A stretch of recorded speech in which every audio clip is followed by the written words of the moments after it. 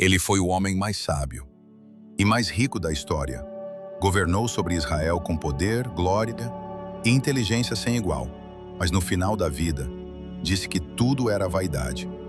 Quem foi Salomão? E por que os conselhos que ele deixou ainda importam milhares de anos depois? A resposta pode mudar não só sua forma de ver a riqueza, mas também sua forma de viver. Depois do reinado de Davi, Salomão, seu filho, assume o trono de Israel. Era jovem, inexperiente e herdeiro de um dos maiores reis que já existiu. Carregava nos ombros a responsabilidade de liderar um povo inteiro. E foi então que algo extraordinário aconteceu. Em um sonho, Deus apareceu a Salomão e disse: "Peça o que quiser e eu lhe darei." Salomão poderia ter pedido riquezas, vitórias, fama, mas ele escolheu algo diferente.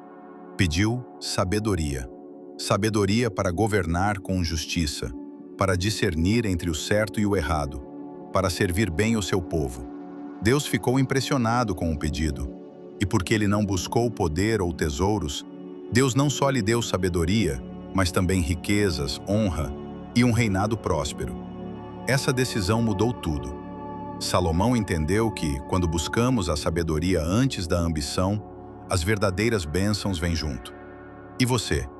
O que pediria se Deus lhe oferecesse tudo? Com sabedoria veio também a glória. Salomão construiu um império impressionante. Seus dias foram marcados por paz e estabilidade e abundância.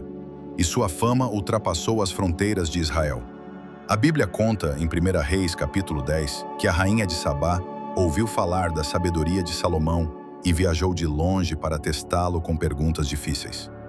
Quando ela chegou, ficou sem palavras. A riqueza, os palácios, os servos, a organização, tudo mostrava que aquele homem era diferente. Ela reconheceu: "A metade do que ouvi ainda não era tudo. Tua sabedoria e prosperidade superam a fama que chegou até mim." Salomão recebia presentes, tributos e ouro em abundância. Seu trono era feito de marfim e revestido de ouro puro. O templo que construiu para Deus era majestoso, e o palácio real, um espetáculo de opulência. Israel viveu dias de esplendor como nunca antes, mas, com tanto poder e luxo, vieram também os perigos. Salomão começou a se cercar de mulheres estrangeiras. Casou-se com centenas de esposas, e com elas vieram deuses estranhos, costumes diferentes e distrações espirituais. O coração de Salomão aos poucos se desviou. Aquilo que começou com sabedoria passou a ser movido pela sede de prazer, status e domínio. É aqui que começamos a enxergar o conflito interno do homem mais sábio da história. Mas com o tempo, algo mudou. A riqueza se acumulava, os banquetes se tornavam maiores, e com o poder vinham as distrações. Salomão se casou com centenas de mulheres, muitas delas estrangeiras, de povos que adoravam outros deuses. E pouco a pouco, ele começou a se afastar. Ergueu altares para ídolos, adotou práticas pagãs, permitiu que o luxo e o desejo governassem onde antes habitava a sabedoria. O rei que um dia buscou discernimento para governar com justiça, agora permitia que o povo de Israel fosse influenciado por práticas contrárias à fé que o sustentava. Seu coração foi dividido, sua alma enfraquecida, e a glória do seu império começou a dar sinais de rachaduras.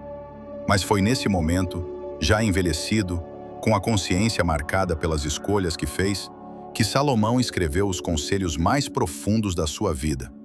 Ele não falava mais como o rei no trono, mas como um homem que conheceu o auge e também o vazio que o acompanha. E então ele escreveu: "A riqueza obtida às pressas diminuirá, mas quem a ajunta com o próprio trabalho terá aumento." Provérbios 13, 11. Depois de ver tantos tesouros entrarem e saírem de seus cofres, Salomão entendeu: o que vem fácil, vai fácil. Os planos bem elaborados levam à fartura. Provérbios 21, 5.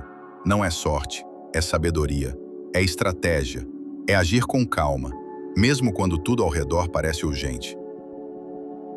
Mais vale o bom nome do que grandes riquezas.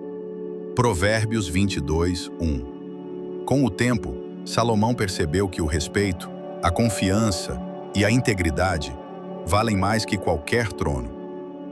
Honre ao Senhor com os teus bens. Provérbios 3, 9.